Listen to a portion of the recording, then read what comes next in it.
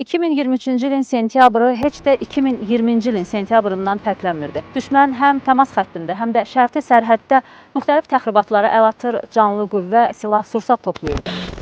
Azərbaycan xüsusi müşahidə vasitələri ilə ermənilərin qanunsuz fəaliyyətini an-ban izləyirdi. Ermənistan Silahlı Qüvvələrinin qalıqları tərəfindən Qarabağ İqtisadi rayonunda yaradılan 500-dən artıq döyüş mövqeyi, müxtəlif tipli artilleriya qurğuları üçün 350-dən artıq atəş mövqeyi, yer-hava raket sistemləri üçün 12 hava hücumundan müdafiə staf mövqeyi, 30-a yaxın radioelektron mübarizə sistemi, 6 radiolokasiya sisteminin dəqiq koordinatları məlum edildi. Həmçinin ərazidə 15-18 millik şəxsi heyəti olan hərbi qruplaşmanın mövcud olmasına dair sübutlar var idi. Hətta düşmənin təmas xətti boyu bölmələrimizi və mülki sakinləri izləmək üçün 200-dən artıq müşahidə kamerası quraşdırması da aşkar edilmişdi. Bu təxribatların pik həddi isə sentyabrın 19-u gecə baş verdi. Əvvəlcə yol çəkilişi ilə məşğul olan mülki şəxslər minaya düşərək həlak oldular. Onların köməyinə gələn polislərimiz isə ermənilərin quraşdırdığı minanın qurbanı olaraq Tağavert kəndində şəhid oldular. Və artıq bütün bunlar cavabsız qala bilməzdi. Antiterror əməliyyatı başladı. Və cəmi bir gün ərzində bütün qarşıda duran vəzifələr yerinə yetirilmişdir. Terrorçular cəzalandırıldı və bir daha Ermənistana göstərildi ki, onların istənilən təxribatına layiqli cavab veriləcək.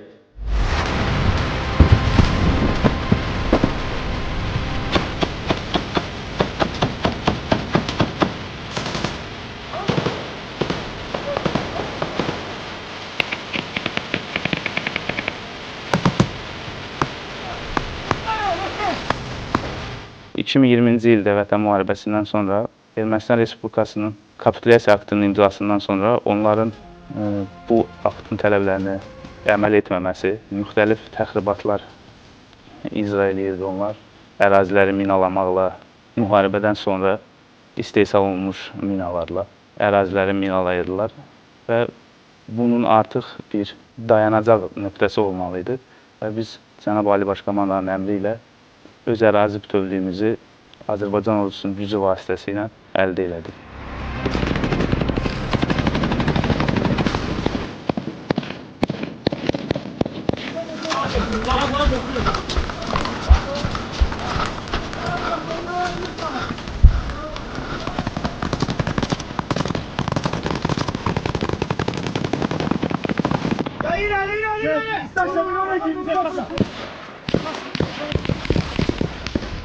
Antiterrorda döyüş fəaliyyətimiz İsa bulağı istiqamətindən bölmə şəklində başladı. Xüsusi təyinatlı qüvvələrə ümumi müxtəlif istiqamətlərdə, müxtəlif bölmələrə əməliyyat tapşırıqları icrası üçün tapşırıqlar qoyulmuşdu. Bizim bölməmizin fəaliyyəti Xəlifəli yolunda Ermənistan Respublikasının qanunsuz silahlı birləşmələrinin mövqeləri var idi. O mövqeləri zərərsizləşdirmək, onları oradan çıxarmaq, fəaliyyətinin davam etdirməsinin qarşısını almaq idi məqsədimiz. Daha sonra Kosalar kəndi istiqamətinə uzanan yolu bloklamalıydıq və qanunsuz silahlı birləşmələri zərərsizləşdirməliydik.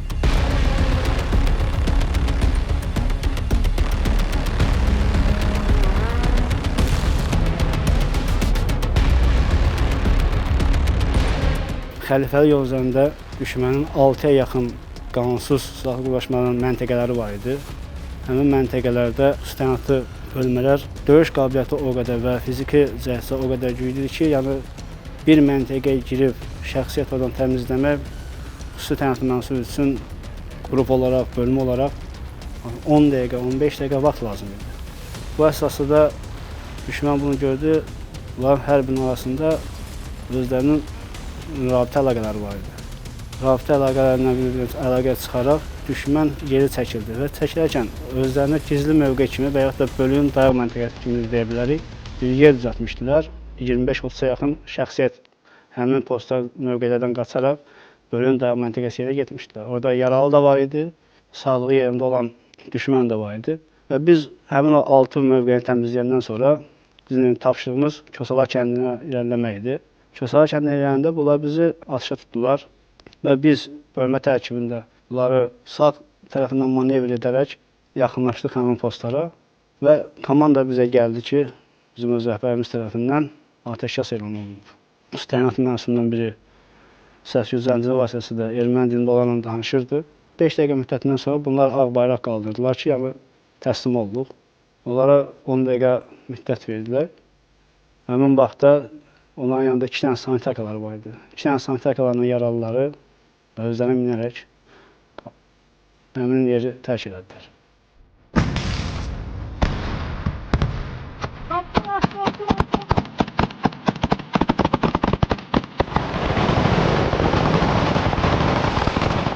Sentyabr ayının 9-u günorta radələrində yuxarı komandanlıq tərəfindən verilən əmrə və göstəricilərə əsasən erməni separatçılarına qarşı lokal tipli antiterror əməliyyatına başladıq.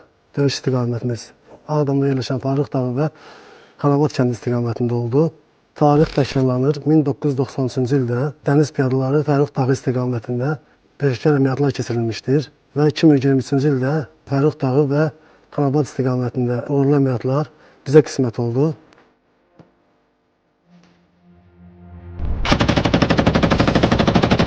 Bizim qarşımızda yerləşən mövqelərdə əksəriyyətində onların xüsusiyyətli bölmələri idi. Hansı ki, onlar 0-22 saylı bölmələr var, xüsusiyyətli bölmələr, onlardan olan mənsublar da var idi. Mənim keçdiyim əməliyyat sahəsində biz onların təqribən 20 metr, 25 metrinə qədər yaxınlaşmışdıq. Hətta onların heç xəbərləri yox idi ondan. Hətta mən onların adlarına qədər eşitdim və adlarına qədər bilirdim kimlər idi orada. Yəni zabitlərini hətta bilirdim kimlər idi. Onlar bizi digər qonşu öz postlarından müşahidə kamerası ilə ilk öncə gördü. Artıq gec idi, görsə belə gec idi. Çünki biz onların artıq yaxınlığındaydıq. Bir zabitləri vardı, adı Tigran idi. Mənə tərəf gəlirdi. Məni görmürdü o.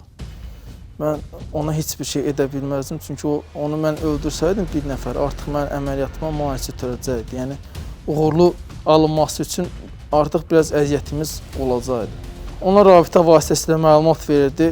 Artıq türklər sizin yanınızdadır. Onlar türklər deyə qışqıraraq, silahdan kora şimala atəş açaraq öz səngərinə qaçıb tullandı. Mən də tapşırıq vermişdim. Bizim şəxsiyyətlə gözləyirdi mənim komandam. Və artıq mən şəxsiyyətlə atəş sərbəst qışqırandan sonra bizim şəxsiyyət həmin o təyin olunmuş istiqamətlərdə atəş həyata keçirdi. 314, 299 yüksəkləri vardır. O istiqamətlərə qarşı mübarizəyə başladıq. Verilən tapşırıq Qartanqulu yüksəkliyi və Xanabad kəndi istiqaməti idi. O istiqamətdə postları erməni separatçılarından aldıqdan sonra həmin mövqedə yerləşib və Xanabad istiqamətə getməliydik. Bu istiqamətdə bizim bölmənin xüsusi rolu oldu. Hər bir dəniz piyadaçısı sevinclə hücuma keçirdi. Bəzi döyüş yoldaşlarımız var, hansı ki onlar şəhid olaraq bizim aramızdan getdi. Matros Qiyası Davud, hansı ki səngərə düzdür, matros bizdən kiçik idi, yəni biz onu balaca qardaşımız kimi hesab edirdik. Biz ona nə qədər desək bizdən arxada ol, çox qabağa getmə, o yenə önə atıldı. Səngərə düşmən postuna girən zaman düşmənin atəş nəticəsində şəhid oldu. Sonra Məmmədov Ramin Masallar rayonundan arteriya posta girdik, yəni girən zaman atışma əsnasında arteriya mərmisi onun yanına düşdü. Middət Nadıq Həlvi Qulluqçu, Qəhrəmanov Sadiq bizim yoldaşımız. Bu posta ən birinci girən şəxs idi. Hansı ki posta ən birinci girdi. Düşmən gülləsi ilə şəhid oldu. Başından düşmən gülləsi dəydi. Və bir şəhidimiz Tağızadə Cahangir Mingəçevir rayonundan düşmən mövqeyə ələ keçiləndən sonra orada möhkəmlənmə işləri aparıldı. Artıq ondan sonra onlar başladı həmin bu biz tərəfdən azad olunan postları arteriya atəşinə tutmağa. Həmin bu arteriya mərmisinin biri də Tağızadə Cahangirin yanına tuş gəldi və qəlbə yaralanması alaraq yerində şəhid oldu. Səfiyev Allahverdini misal gətirmək olar. O şəhid oldu, uzaq məqama yüksəldi. Hansı ki, Qartanqulu yüksəliyində posta girib bir neçə erməni separatçısını məhv etdikdən sonra hansı ki PK silahının gülləsinə tuş gəldi. Kərimov Elnur snayperist idi. Sonra Məmmədəliyev Niyazi vardı.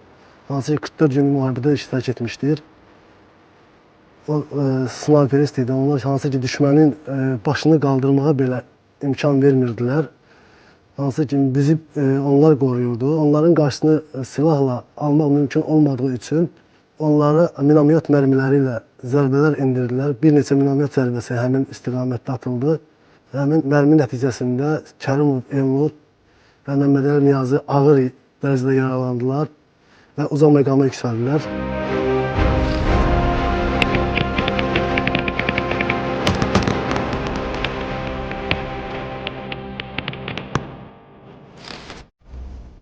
Antiterror tədbirlərində yeni yaradılmış komanda birliklərinin döyüş qabiliyyəti və peşəkarlığı da bir daha onu sübut etdi ki, çox qısa zaman ərzində bu birliklərin yaradılmasına baxmayaraq, qarşıya qoyulmuş istənilən döyüş tapşırığının öhdəsindən gəlməyə qadirdirlər və tam əminliklə deyərdim ki, bundan sonraki dönəmdə də məhz həmin birliklərin sayının artırılması və peşəkar heyətin daha da öz fəaliyyətlərində təkmilləşdirilməsi üçün çox sürətli və zəruri şəkildə addımlar atılır və gələcəkdə Azərbaycan ordusunun nəyə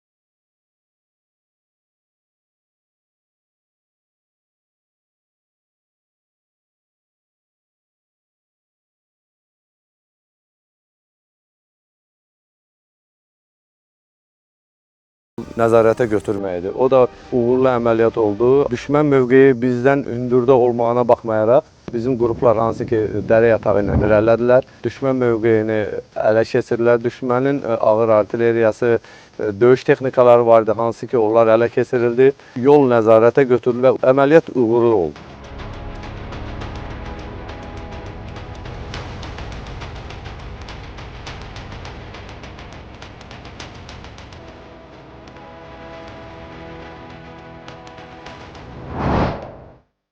Vətən müharibəsindən sonra Ermənistandan Qarabağa qanunsuz silah-sursat, şəxsi heyət, yanacaq və minaların daşınması üçün Şuşa şəhərindən yan keçən alternativ torpaq yolu çəkilmişdi. Bir çoxu 2021-ci ildə, yəni Vətən müharibəsindən sonra Ermənistanda istehsal edilmiş minalar əsasən yaşayış məntəqələrinə və qəbirstanlıqlara yaxın ərazilər, meşəliklər və magistral yollarda, həmçinin təmas xəttinin 2 kilometr dərinliyində 100 kilometrə yaxın ərazilərdə bastırılmışdı.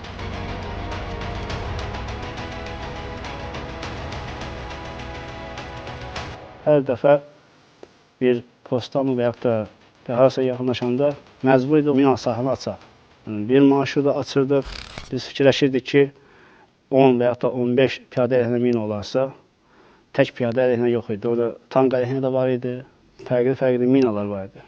Bunlar öz mövqelərini bərkidəndən sonra ətrafını isə 360 dərəcədə. Postlar var 180 dərəcədə öz tərəfini eləmir. Amma bunlar 360 dərəcədə özləri üçün bir marşrut yolu qoyublar. Həmin yoldan başqa 360 dərəcə postu minalayırdılar. Çünki onlar bilirdilər ki, xüsusi təyinatlı posta heç vaxt qabaqdan müdaxilə eləməz və yaxud da təmasa girməz. Sağdan, soldan və yaxud da arxadan manevr edərək posta girir. Bunlar bunu yaxşı bilirdilər. Ona görə postu 360 dərəcə minalayırdılar. Bu əməliyyatın əsas xüsusiyyəti o idi ki, sürətli olmalı idi, cəld bir şəkildə olmalı idi.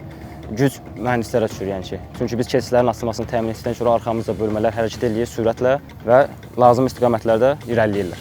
Bizim əsas elə bir məqsədimiz öz qüvvələrimizin sürətli hərəkət etməsini təmin etmək idi.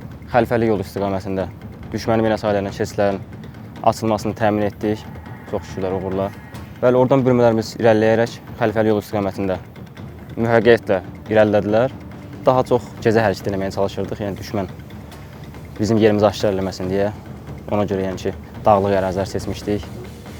Yəni əsasən piyada hərəkət edirdik biz ki, gecə saatlarında hərəkət edib, səhər saatlarında əməliyyata başlayacağımız yerə çatmaq üçün.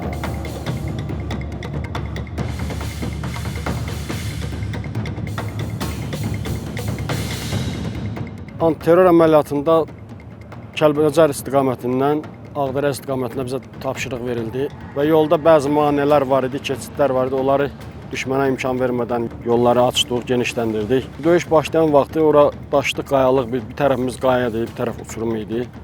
Yəni düşmən çalışırdı ki, vursun daşları, qayaları vursun, yol bağlanır, düşürdü yola ya da bağlanırdı. Biz onları təmizləmək üçün bizə təkmil texnikalarla yolu açırdıq, təmizləyirdik. Yəni ki, imkan vermirdik ki, ləngimə olsun. Qısa bir vaxt verilmişdi, qısa bir vaxtda da yəni ki, bu tapşırığı yerinə yetirməli idik. Azərbaycan ordusunun həyata keçirdiyi bu əməliyyat həm də tarixə öz məqsədinə ən qısa zamanda nail olan ən sürətli əməliyyat kimi yazıldı. Bu sürətin qarşısını almaq üçün isə ermənilər müxtəlif yollara əl atırdılar ki, onlardan biri də körpüləri partlatmaq idi. Hal-hazırda üzərində dayandığım bu körpü də antiterror əməliyyatı zamanı düşmən tərəfindən partladılmışdı. Lakin onlar heç nəyə nail ola bilmədilər. Azərbaycan ordusu düşməni tamamilə təmizlədi, körpü isə qısa zaman sonra bərpa edildi. Bu həmin körpü Kəlbəcərdən Ağdərə istiqamətinə gedəndə başlayla Ağdərənin girəcəyi idi, girəcəyində. Orada o körpünü vurdular, partlatdılar, yəni bizi ləngitmək üçün. Bizim də texnikalarımızın sayəsində, bizə təhkim olunan texnikalarla o yolu bərpa olundu və qoşunlarımız irəliləməyə başladı. Biz orada ləngisəydik, düşmən özünün təcə arxa qüvvəsini bərkidəcəkdi, bizə təxribat da törədə bilərdilər, amma biz ona imkan vermədik. Yəni lazımınca işimizi cəld bir şəkildə gördük və irəliləməyə başladıq.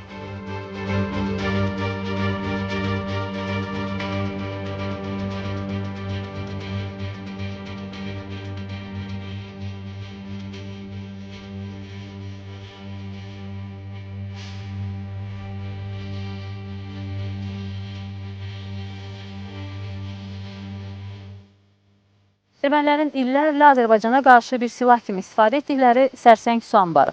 Yayda suya ehtiyac olduqda suyun qarşısını kəsir, qışda isə əksinə suyu buraxır və daşqınlara, selə səbəb olurdular. Ordumuzun həyata keçirdiyi antiterror əməliyyatından sonra strateji əhəmiyyətə malik olan sərsəng su anbarı da Azərbaycanın nəzarətinə keçdi.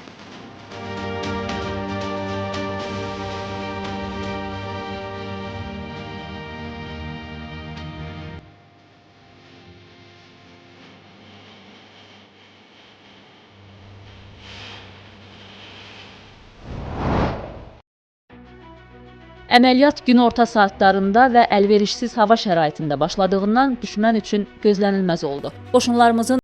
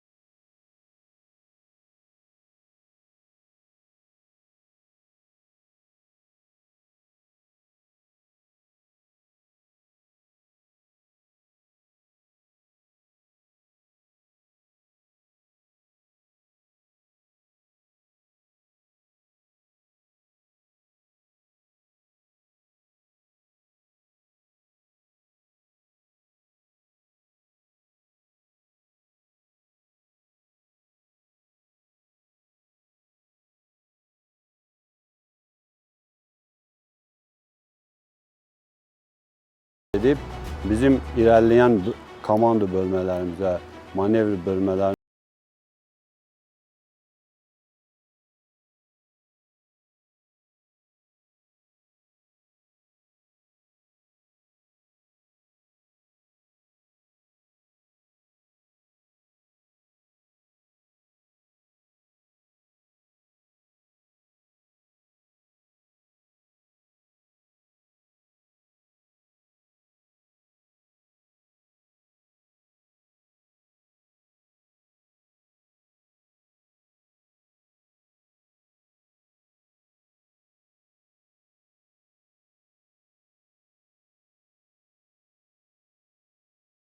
elektrik dirəkləri var, hansı ki, qıraqları da belə məftillərlə bağlanıb. O ötürücü antenadır. Həmin o dirəyin aşağı hissəsində orada bir əlahədə tabor o vaxt kəşf eləmişdik ki, qanunsuz silahlı qruplaşmaların əlahədə rabitə taboru idi o.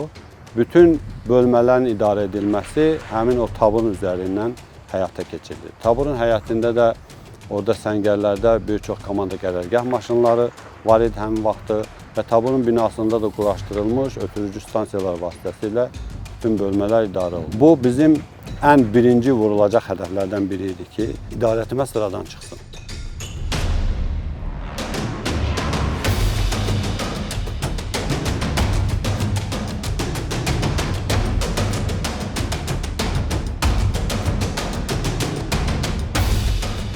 Düşmən öz hiyləgərliyini davam etdirirdi. Artilleriya batareyalarını, hansı ki, havacu müdafiə komplekslərini yaşayış binalarının 100-150 metr yaxınlığında belə yerləşdirilmişdir. Dəqiq zərbələr nəticəsində Xocalı yaşayış məntəqəsində hərbi hissənin yaxınlığında olan tor kompleksləri, havacu müdafiə kompleksləri olduğu aşkarlanmışdır ki, onlar heç döyüş tətbiqinə açılmamışdan dəqiq zərbə nəticəsində belə saxlanışdan çıxmamış məhv edilir.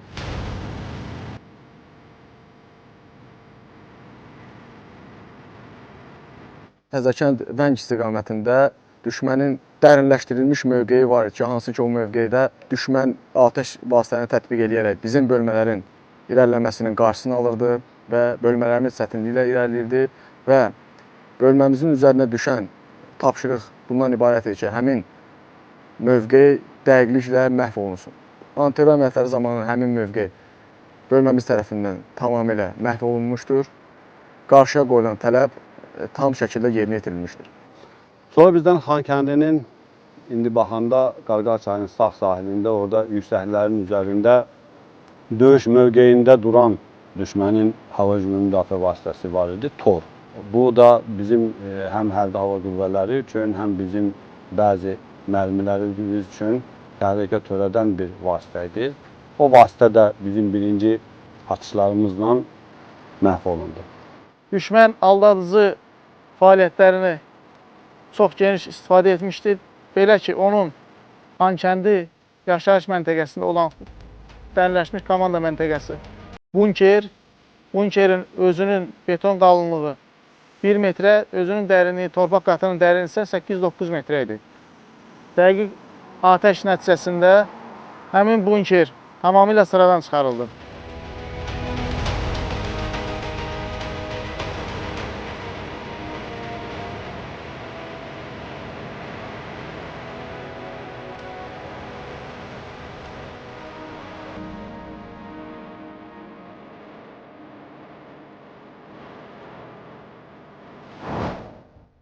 Qırx günlük Vətən müharibəsindən sonra Azərbaycan ərazisində qalan qanunsuz erməni silahlı birləşmələri Ağdərə rayonunda da özlərinə dırnaq arası təmas xətti yaratmışdılar. Ağdərə rayonunun Çərəkdar kəndində, bu körpünün qarşı tərəfində erməni silahlıları arxada, Kəlbəcərin Bağlı Pəyə kəndində isə Azərbaycan ordusunun bölmələri üzbəüz dayanmışdılar. Antiterror əməliyyatından əvvəl deməli bu ərazidə Çərəkdar və Bağlı Pəyə kəndlərinin birləşməsində komendant xidmətinin təşkilini bizim bölmənin şəxsiyyəti yerinə yetirirdi. Antiterror əməliyyatları başlanan zaman, fəaliyyət başlamamışdan əvvəl bizə tapşırıq gəlmişdi ki, komendant postları boşaldılsın, fəaliyyətin davam etdirilməsinə görə. Sadəcə olaraq həmin vaxtı komanda birliyi fəaliyyətin aşkar edilməməsi məqsədi ilə bizim hərbi qulluqçuların posta qalmağının məqsədə uyğun olduğunu bildirdi. Və biz rəhbərliklə dəqiqləşdirdik bu barədə. Onlar da bizə komanda verildi ki, antiterror əməliyyatı başlayana qədər postları tərk edilməsin. Hər kəs posta xidməti və fəaliyyətlərini icra eləsin. Həmin vaxtı mənlə birlikdə 2 nəfər hərbi qulluqçu, müddətdən artıq hərbi qulluqçu komendant postunda xidməti təşkil elədik. Saat 1-2-yə işləmiş bu vaxt ərzində bizim qoşunlar fəaliyyətə başladı. Məndən əlavə olaraq orada rəhbər şəxs vardı. İdarənin Hər Polis İdarəsinin qərargah rəisi. Onunla birlikdə ilk olaraq yəni silahımızı, sursatımızı götürüb həmən döyüş gedən posta getdik. Və orada komando birlikləri ilə bərabər biz döyüşdük.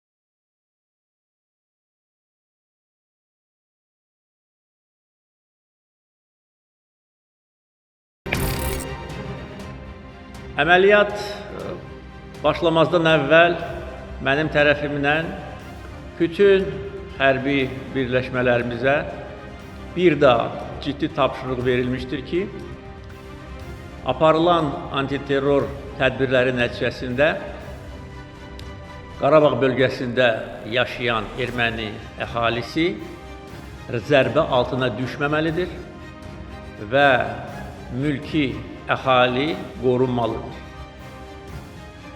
Biz həm yüksək dəqiqliyə malik olan silahlardan istifadə edərək buna nail olduq.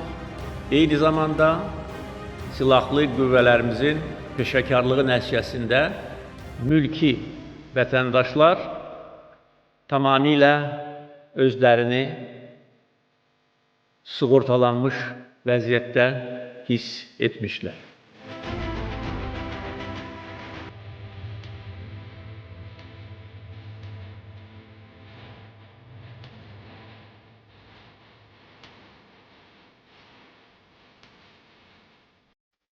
Antiterror əməliyyatında ümumiyyətlə bizim bölməmiz mülki insanlarla demək olar ki, rastlaşmayıb, üz-üzə gəlməyib. Ancaq qanunsuz silahlı birləşmələrlə mübarizə aparmışıq. Biz intiqamımızı döyüş meydanında almışıq. Yəni əli silahlı insanlarla biz mübarizəmizi aparmışıq. Onlardan fərqli olaraq uşaqlara, qocalara, qadınlara zərər yetirmədən. Bizə tapşırıq verilmişdi.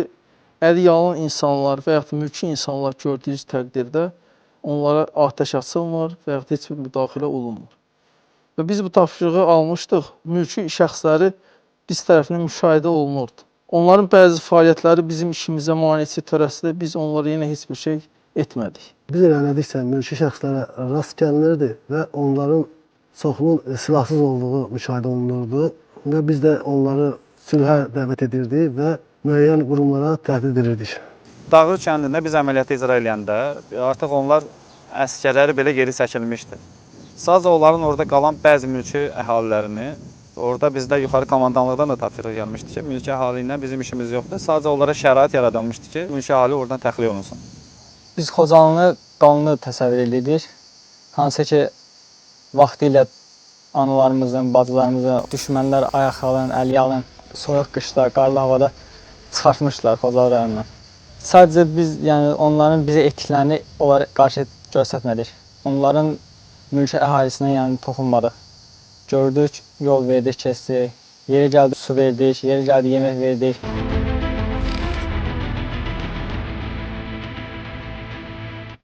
Əməliyyat şimaldan 5, cənubdan isə 8 olmaqla 13 istiqamətdə həyata keçirildi. Vətən müharibəsindəki təcrübədən yararlanaraq və əməliyyatın keçirildiyi ərazinin relyefi nəzərə alınaraq bölmələr əsasən kiçik qruplar halında sürətlə hərəkət edirdi. Qısa vaxtda Ağdərə, Əsgəran, Xankəndi, Xocavənd, Suqovuşan, Vəng, Təzəkənd, Sırxavənd, eləcə də Xankəndi, Xocalı istiqamətində bütün yollar nəzarətə götürüldü.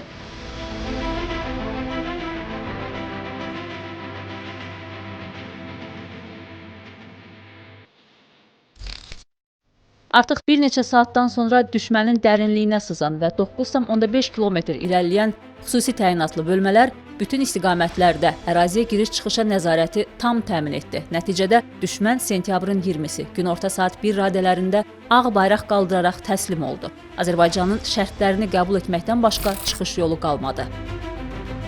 Müdafiə Nazirliyi bildirir ki, Qarabağın erməni sakinlərinin nümayəndələrinin Rusiya sülhməramlı kontingenti vasitəsilə müraciətini nəzərə alaraq 2023-cü il sentyabrın 20-sində saat 13:00-da aşağıdakı şərtlər altında lokal xarakterli antiterror tədbirlərinin dayandırılması barədə razılıq əldə edilmişdir. Azərbaycan Respublikasının Qarabağ bölgəsində yerləşən Ermənistan silahlı qüvvələrinin birləşmələri, qeyri-qanuni erməni silahlı dəstələri silahı yerə qoyur, döyüş mövqələrindən və hərbi postlardan çıxır və tam şəkildə tərk silah olunurlar. Ermənistan silahlı qüvvələrin birləşmələri Azərbaycan ərazilərini tərk edir, qeyri-qanuni erməni silahlı dəstələri buraxılır. İkinci bənd. Paralel şəkildə bütün silah, sursat və ağır texnika təhvil verilir. Üçüncü bənd. Yuxarıda qeyd olunan proseslərin Rusiya sülhməramlı kontingenti ilə əlaqələndirilmiş şəkildə həyata keçirilməsi təmin edilir.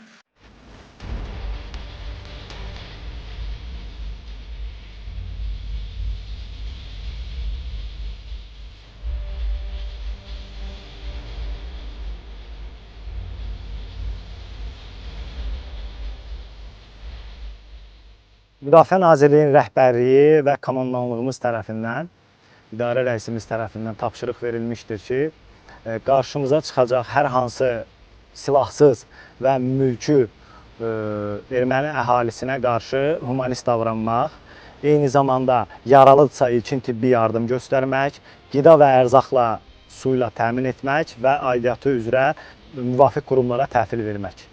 Hərbi avtomobil təşkil fəaliyyəti ondan ibarət idi ki, hərbi hissələrin, hərbi avtomobillərini cəmləşmə rayonlarına təhlükəsiz şəkildə çatdırılması və düşmən tərəfindən götürülmüş hərbi avtomobillərin, təlimat avtomobillərin və sursatların toplama məntəqəsinə çatdırılması və onun mühafizə edilməsi.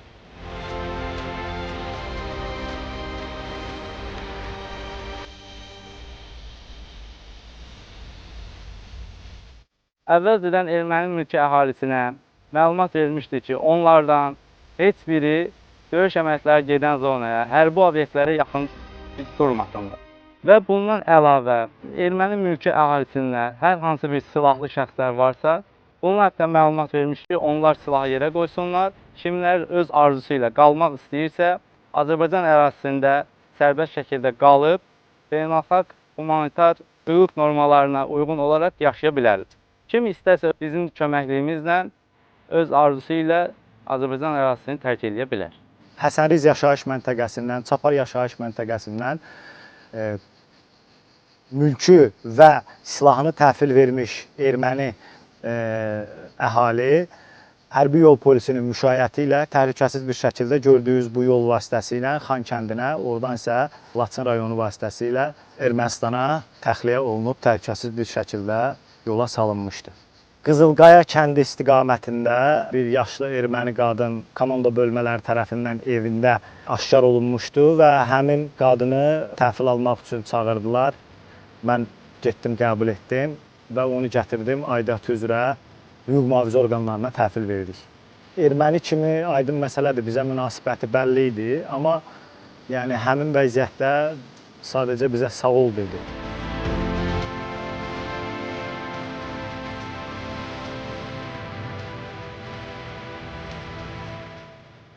Ermənilərdən fərqli olaraq biz erməni əsirlərinə onlar bizi davrandığı kimi davranmırdıq. Onlara biz ilkin tibbi yardım göstərirdik, onlara yaralarını sarmağa köməkdarlıq eləyirdik. Su, çörək ehtiyacında var idisə biz onlara köməklik göstərirdik. Vəng kəndində erməni sakini qalmışdı. O gizlənmişdi. Sonra bizim onlara heç bir şey etmədiyimizi bildi və özü könüllü çıxdı, bəzi etiraflar elədi ki, yəni biz həmişə mehriban olmuşuq. Biz Azərbaycan xalqını çox istəyirik, buraxsalar burada da qalarıq. Sadəcə olaraq bizi alladılar ki, hamı çıxıb kənddən, siz də çıxın. Bizim qonşularımız qalmaq istəyirdi burada, mən özüm də qalmışam. Bir neçə günlükdür, az idi. Biz onu yeməklə, içməklə təmin etdikdən sonra, rəhbərliyin göstərişindən sonra Rus sülh məramlarına təhvil verdik.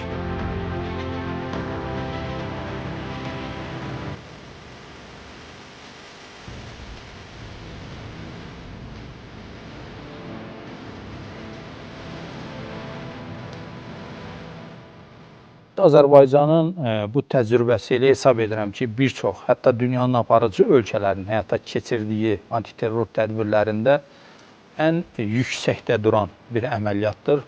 Çox da uzaqda olmayan, bu günlərin İsrail və Həmas arasında baş verənlərə baxdığımız zaman mülki insanlar arasındakı itkilər.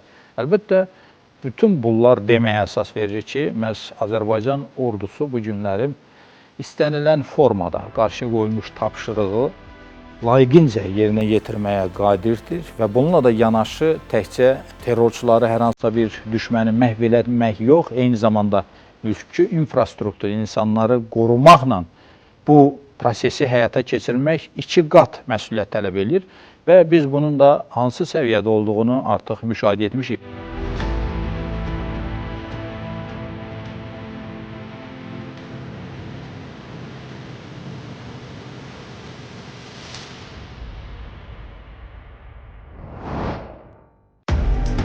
Ümumilikdə 19-20 sentyabr tarixlərində ordumuzun dəqiq zərbələri nəticəsində düşmənin 8 tankı, 22 artilleriya sistemi, 14 mina atan, 3 zenit kompleksi, 8 radioelektron mübarizə vasitəsi, 9 hərbi nəqliyyat vasitəsi olmaqla çox sayda silah və texnikası məhv edildi. 1731 müxtəlif döyüş texnikası, eləcə də 18664 atıcı silah müsadirə edilərək götürüldü.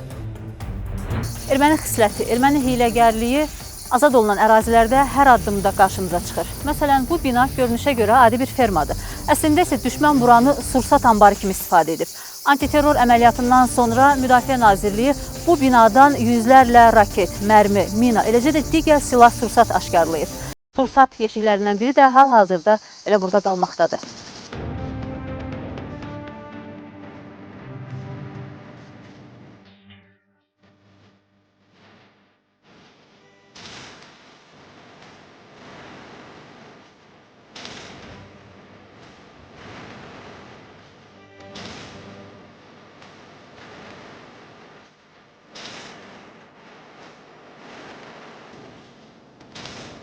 Antiterror əməliyyatları zamanı biz bu halların şahidi çox olduq. Mülki vətəndaşların yaşayış yerləri üçün və ferma kimi istifadə etdikləri binalarda hərbi sursatlar aşkar olundu.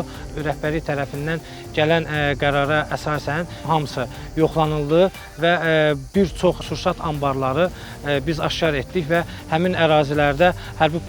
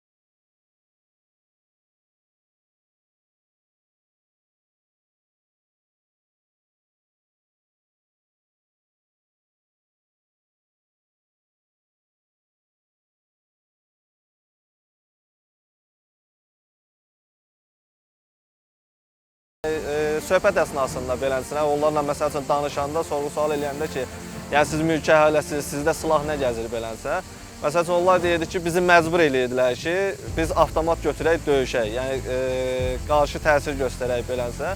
Yenə də biz onlara qarşı öz humanistliyimizi göstərdik. Yəni onlara təhvil götürürlər, silahları təhvil alınandan sonra yeməklə, su ilə təmin edir. Çünki günlərlə meşədə ac qalmışdılar. Məsəl üçün, yəni heç bir yardım olmadan əlaqələri, rabitə əlaqələri yox idi, mülki əhali idi, heç bir hərbi anlayışı olmayanlar sadəcə olaraq avtomat vermişdilər ki, məsəl üçün siz də müdaxilə eləyin. Mən özüm əslən Laçın rayonundanam. Düşmənin işğalı altında olduğumuz üçün mən bütün uşaqlığım, bu yaşıma kimi mən qaçqınçılıqla böyümüşəm. Amma bunlara baxmayaraq biz antiterror zamanı, döyüş zamanı düşmən mülki əhalisi ilə qarşılaşanda biz onlara normal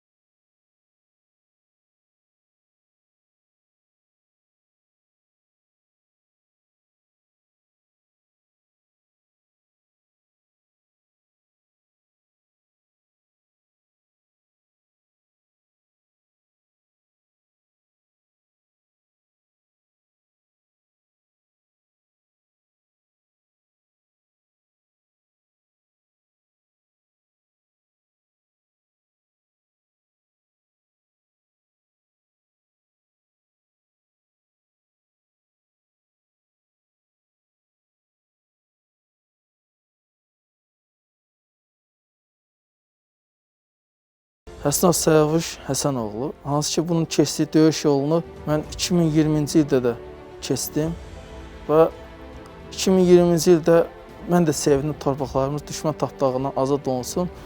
Ancaq bir tərəfdən içimdə sıxıntı var idi. Çünki mənim əmimin şəhid olduğu Ağdərə